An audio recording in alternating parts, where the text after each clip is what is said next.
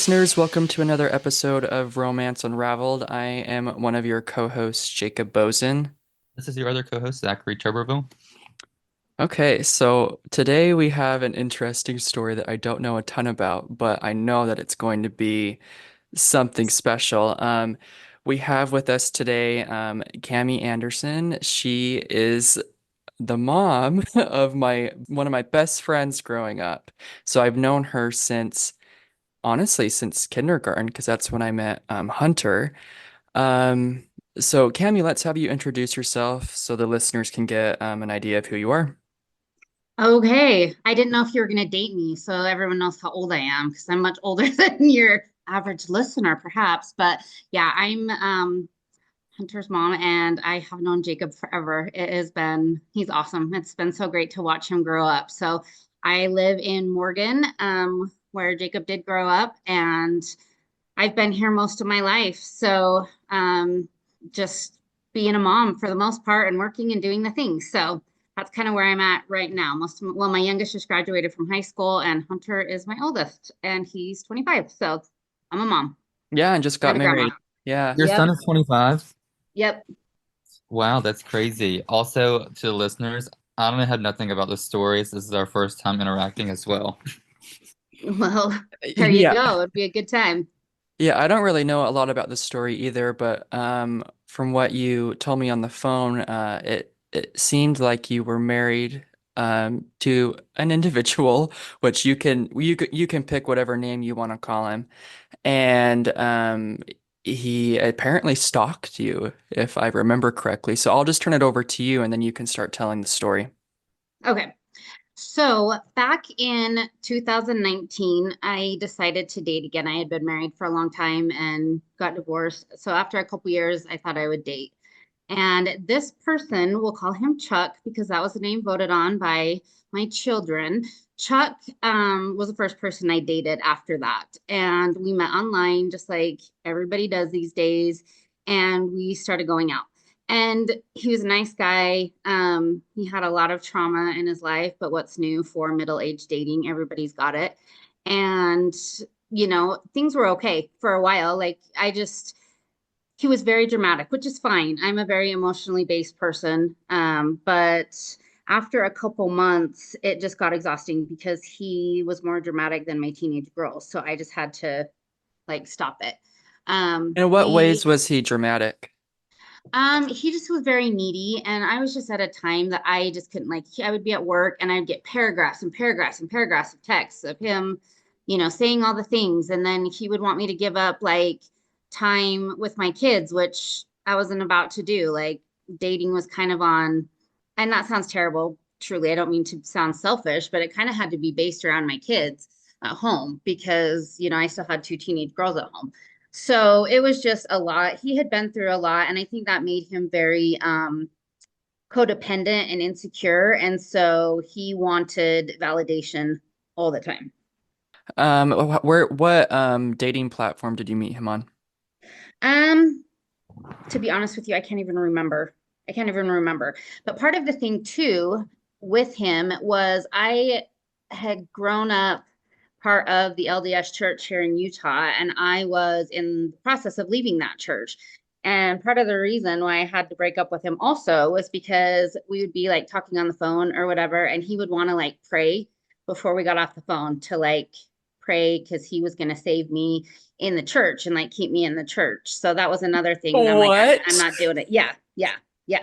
I'm like, I'm not doing it. Yeah. So that was another big thing as well. Honestly, I was hoping you were say like Christian Mingle or something. It probably was actually an LDS website. I can't Oh, remember. that's Anyway, true. Yeah. yeah. So it was, a religious platform because, regardless that I have nothing to do with it now and I find it absolutely ridiculous, it, my core values are my core values, which I can appreciate came You should from, never drift away from them. right. Yeah. Yeah. So that's what it was.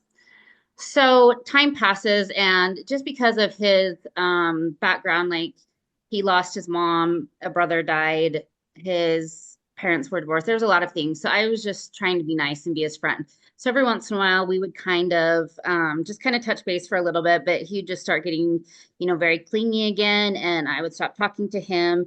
And so that was kind of just on and off because I don't know. I was just trying to be his friend.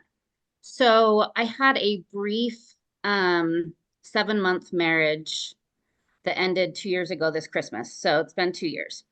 And so when that ended and I changed my name back to Anderson on Facebook, Chuck immediately started messaging me. And I was like, you know what? For me personally, I just feel like after you get out of a relationship, then you need to give yourself a little minute of time before you jump into dating again. You've got Right. to, I don't 100%. know. Yeah, like Focus redefine on yourself yourself again. and what you want again. Yeah. So, he starts messaging me, and I was very clear, trying to set very clear boundaries that I was not in a place that I wanted to date. That was not something I was interested in. I feel like, I needed at least a year of time before that. And he was like, great, let's be friends and I'll just be your friend. And I'm like, okay, that's fine, because he is like pretty easy to talk to. So we're just kind of talking back and forth. And I'm like, and then he'd get to be too much. And I'm like, you got to step back. And I'm sorry, I'm sorry. And he's like, I don't want to stop talking, which was fine. So, the person I was married to is going to come get his stuff at my house. And this is him kind of being overreactive in the situation. He was like, you need to have the police there. And I'm like, I don't need to have the police there. Like, this is fine. We're just going to like end things, amicably and just move on with our lives. Like, it was just, we're going to call it a blip in time. What Well, what what did he mean when what was he referring to when he said that you needed to have the police there? well, that marriage kind of ended on a bang. The person I was married to came here drunk one night and on Christmas Eve, in fact, and he pushed me and my pit bull of a daughter Brecken like jumped in to yell at him for putting his hands on me, and then he like swung back to punch her and his son and Brecken's husband Ty, like I don't even know where Ty was. He kamikazed over the couch and grabbed him. So it was a bad night. So it was a angry filled night, and so he thought that I was going to be in danger, which Okay. the the guy I was married to, he's only like that's why that was one of the many reasons why the marriage ended, is because when he drank, he was very angry. He was an angry drunk. So that was just part of the thing. So yes, he felt like, and I'm like, it's the middle of the day. It's on a Saturday. His son's coming with him to help him. I do not feel in any way, shape, or form I am in any kind of danger. People knew he was coming, and we're close. And, I really did not foresee any kind of instance there. So the night before that was all occurring, he just starts blowing up my phone. I'm like, I just can't like do this right now. I just can't. You've got like, I'm not dealing with you, and this isn't about you, and you're making it about you. This is about what I've got to do to like figure this out. And so Saturday morning comes and he called me probably 50 times, and I just declined, didn't answer, whatever. And You so think he'd he, get a hint after right, 50 times? That is crazy. you really would. But instead of getting the hint, he called the cops to do a wellness check. And Oh, so pretty soon I know that's coming. And I was just furious because now he's created a situation that is full of drama and then he created a situation for me. So saying the F word many times and telling him he could just like F off, I blocked, deleted his number. And so that ends. Well, so that was Saturday. On Monday, I started getting cards, like cards in the mail every day. I got a different card every day in the mail of like, um, I'm just doing what's best for you, and I'm just watching out for you, and I'm, like all these things in the mail. And then he how long started did it work? messaging. Oh, sorry, I interrupted you. How long did he send cards for? I got him for a week straight. Oh my God. And then he started messaging me on like burner numbers. Like he would start these threads. And so he'd start talking to me. And I'm like, you have got to leave me alone. Like, this is like, I don't want to talk to you. I want nothing to do with you. Like, this has got to end. And, like, and all of the cards that I'd get every day, it was like, I'm praying for you. I'm praying for you to be guided, through this situation. So that went on for about a week and a half. Guided to And what? to back to him, like to be Okay. guided to know that it was the right thing for me to like be with him. He's just trying to help me, through this. I don't need him to help me. I'm a big girl. I can take care of myself. So What ended it was, so I hadn't seen him. I saw him one time. I was driving down to um my daughter lived in Cedar City, and so I was driving down to see her, and I stopped and met him for coffee, like back, in January. And he had given me some things, just like, I don't know, sentimental things to him that, like, when I was, going through this divorce, and he's just trying to kind of like a basket of sunshine kind of a thing. So he wanted his stuff back, which was fine. He could have it. What to ask? Are these things that he was going to want back? And so you answered that. Yeah, yeah, I guess so. I mean, to me, like at the time, I'm like, this is I mean, it's just kind of silly stuff, but regardless, he wanted it back. And so, oh, I'm leaving out the best part of the story. So he's all these burner numbers are coming. I would block it. He would start another one. I'd block it. He'd start another one. So this went on for a week. At the end of that week, on Friday, was it Friday, Thursday, one of those 2 days, I got a 31 page back, like front and back side written. I call it a manifesto, but it was like a letter handwritten on all of the reasons why he was just trying to save me, and that he felt inspired that we are supposed to be together, and I need to come to terms with this, and we need to move on. And included So in this, so when he says that he felt inspired, go a little bit more into that. Like what exactly does that mean? well, for him, I mean, he thinks he is a priesthood holder in the LDS church, and he was inspired by God that him and I are supposed to be together, that the timing was finally aligned, that we are supposed to be together, and he's inspired and that I should just listen to him. And, I don't know if he thought I'd just be like, oh, yeah, yeah, great. I totally get it. I'm on board with that. So, yeah, so he was just inspired. And in the back of the 31-page manifesto was a nice picture of Jesus, as if to, What? yeah, cement the Jesus feels like this is what's supposed to happen. So, yeah, it was wild. And so at that point, I had one of my friends come with me. We drove all the way down. I live in Morgan. Sandy's about an hour and 15 minutes away from me. I drove it down there. I put it on his porch. On the last burner number, I said, hey, your stuff's on your porch, and this is done. Well, that pissed him right off. So he starts blowing up my phone, and now he's making threats against me, against all my children, that he's gonna, you know, they're gonna see like the kind of person that I am, and he's gonna make me regret my decisions. And the threats just keep coming. And at the time, I had two minor girls, which he listed by name, and I'm like, then Mama Bear comes out, and I'm like, he can go straight to hell. So I, he just won't stop. So I end up calling the cops and just said, I just need to know what to do. Like, how do you stop this from happening? Well, it just keeps like it just kept going that night. And so they came over and they're like, you know what, this has got to end. So they were trying to call him. Anyway, he continued on, was ignoring the cops. Finally, they're like, we're just going to arrest him for harassment. And I didn't know this. So back when we were dating for just those couple months back in 2019, because I slept with him, it makes it so it's a felony stalking charge for him to be like harassing me and sending me all these things in the mail and just blowing up my phone and making threats against me and my children. And he was also trying to contact the person that I was just married to. He was trying to search his number and sending me like pictures of texts, showing me that he's trying to contact this person. So the cops come over, they take one look at the 31-page manifesto, and they're like, no, he needs to be arrested and this needs to be stopped because you're going to end up hurt or in trouble.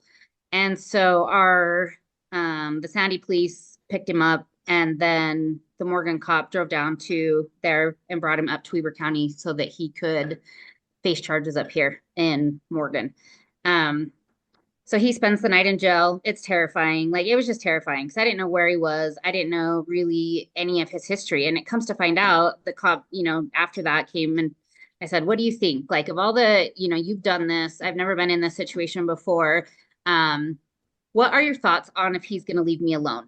And his response was, I don't think he's going to leave you alone. He has like a savior complex that he is going to save you. And that was what he based, how he justified all of his behavior.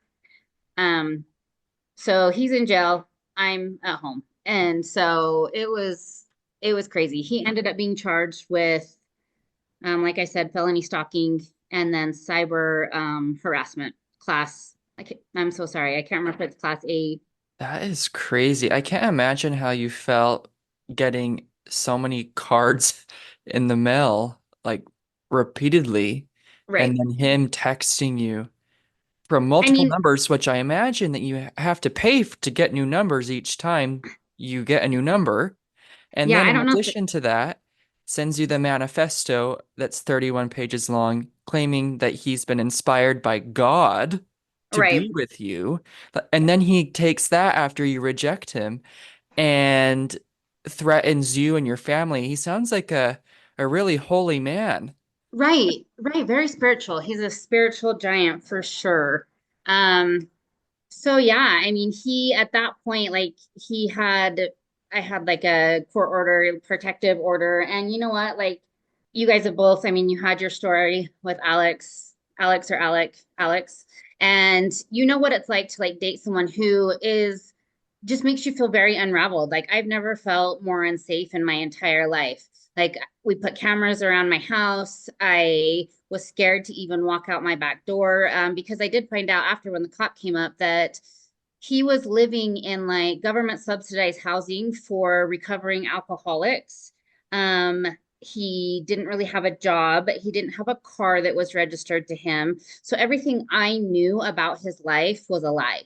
So then it's like, who even is this person? Like, am I safe? Are my kids safe? Like, what? It was awful. It was an awful time for sure. It was terrifying. Did he ever reach back out after? So I would get texts from burner numbers that would be like, "Hey, how are you?" And I would just send them to the cops. There's no way to trace those though, because I was gonna say, so yeah, he never revealed who he was on right. purpose. Yes. Yeah. So that stayed hidden. And it was a crazy, I mean, the court system, and again, I mean, I'm glad I've never been involved in it, but it's very much for person's right to a fair trial, right? But it doesn't go into like what it's like living, waiting for that like fair trial. And so it was a year and a half before it was just barely this summer that he took the plea deal because he didn't have any prior charges. He ended up getting the class A misdemeanor of stalking, and then he got class B cyber harassment. And so it finally ended, but it was quite the long process through all of those things. So it's just been a very long haul. And the reason why I just pursued it is because, first of all, nobody deserves to feel that way. Nobody should be to have to feel unsafe ever. I mean, we live in this crazy world, but nobody should feel like they are a victim of somebody who's going to show up like at their work or anything like that. Like that's just wrong for anyone to have to go through that. So I pursued it because I didn't want anyone else to be in my situation. Like if he has charges and he does anything like that again to anybody else, then he already has a criminal record. So it was that's why I continued through it. There's nothing worse than feeling unsafe in your own home. Right. You're absolutely right. And not only for myself, but I had You're teenage girls who live here. So it was awful. Like I really can't, there's no other word to describe it. It was just awful. And he obviously had some major mental health issues that needed to be addressed, but not on my account, you know. Yeah, it's definitely not your responsibility to deal with that. That is absolutely insane. We Right. should call Abby. She would be a good therapist. You know what? I love her. So I've talked to Abby about this actually.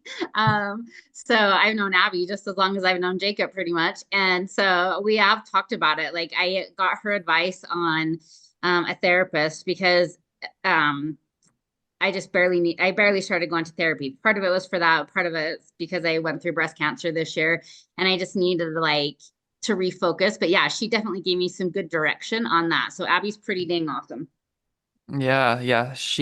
Her last episode got quite a bit of laughs. So Oh my gosh, I was dying. I'm in the car driving to work and I was laughing so hard. And I text her after. I'm like, I can't even imagine that, Abby. That is insane. So, yeah, that's pretty great. yeah. Well, is there anything else to the story that you would like to add, or anything that you want to clarify about it? No, I think it's just like Abby said, you go into these situations for any of us. They're out in the dating world. It doesn't matter if you are 47 years old or if you guys, in your 20s or 30s, the dating world is full of crazy people. And you can see the red flags sometimes, and sometimes you just can't until you're in it and you're getting stories or 31-page manifestos given to you. I mean, Jesus, be careful out there, everybody. Right. Especially if it's from people who are claiming to have, I guess, revelation from God in a Right. way. I think the Yeah, good I part is definitely I don't need that in my life. I'm pretty great. I feel like I can save myself. So, I don't need that. that's well, I think that's really good. But also I told Jacob in a previous episode, I think it's good that people are showing their red flags within the first like 90 seconds these days. I think that is absolutely true. And I think, you just have to not ignore them. I mean, if that's any, I think as you continue on with these really, hearing these stories and things that happen to people, I mean, I hope that that's what you guys reach to people is don't ignore any red flags. If you have any kind of intuition, stop it now before you get into these crazy situations because nobody wants that. And don't dance away from your boundaries, I would say. Because once Oh, people see that you're willing to, step away from those boundaries, they will continue to push and push until there's nothing left. And then you're broken down and you're like, what do I do? And you have to rebuild it all. I mean, once you find that little bit of peace, and happiness, like you said, you're self-sufficient. Once you find that, I feel that once you stand on your own 2 feet and you're grounded, you won't step away from those. And people get, I think, more angry when they can't get through or break those away from you. I think you're absolutely right. So that is definitely the lesson with for all of us out there doing this dance of singleness, regardless of what phase of life we're in. And you have two daughters that are entering this big world, which is, I'm sure, scary for you as well.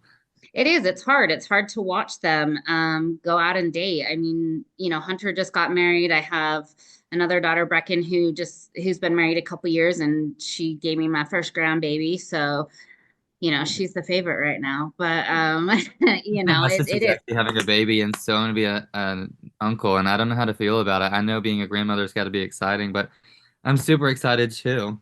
Yeah, it's honestly the best. It's the best thing ever. So it's just really great. But yeah, it is. It's terrifying, as you watch my girls go out and enter the world and I have the best son-in-law, ever. And then Jarek is dating Timberly's. I mean, I don't know what she's gonna do with her little self at 18. But yeah, it is. It's very scary. And then you think of the next generation, because you guys both know, men are victims too to the craziness too. So now I have this little grandson and you have to worry about that. So it's hard. Yeah, for Yeah. sure. I would 100% agree with you. Yeah. Great. Well, it was awesome having you on and telling your story. Zach, do you want to wrap us up? Yeah, I'm pretty bad at wrapping it up. That sounded so wrong. We got to delete that. It's That did okay. not sound out right at all. But I'm sure that would be a really good ending, right? Yeah, that was pretty awesome actually. I did not mean for it to come out that way until I said it, and then it Right. came back to me really quick, and I was like, Right. that 100% is not a way to wrap it up. But I guess it is in a sense. It is a way to wrap it up. You're right. You're not wrong. So I think I'm gonna let you do it. Oh my hell. Okay. Okay, Camie, it was great having you on and telling your story. It was definitely mind-blowing, and there's a lot of things to watch for. And I think one thing that we can all learn is to use our intuition and listen to it more. I certainly need to do a better job at that, and I imagine all of us need to do a better job at that. right. But yeah, so we hope that the listeners enjoyed the episode. Remember to Subscribe and follow us on our social media accounts. We have Instagram and Facebook right now, and then we are streaming on Spotify, Apple Podcasts, and iHeartRadio. Until next time.